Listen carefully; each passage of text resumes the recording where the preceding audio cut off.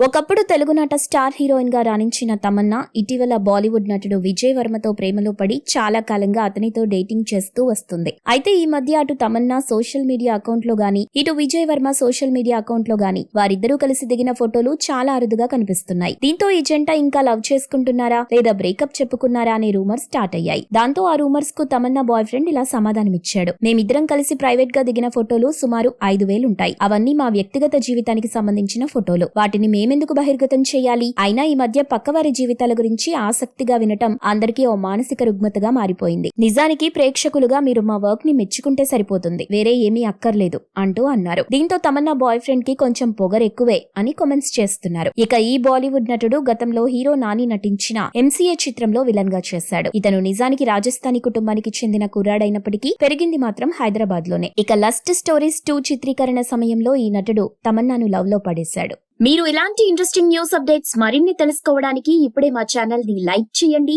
Follow చేయండి, subscribe చేయండి.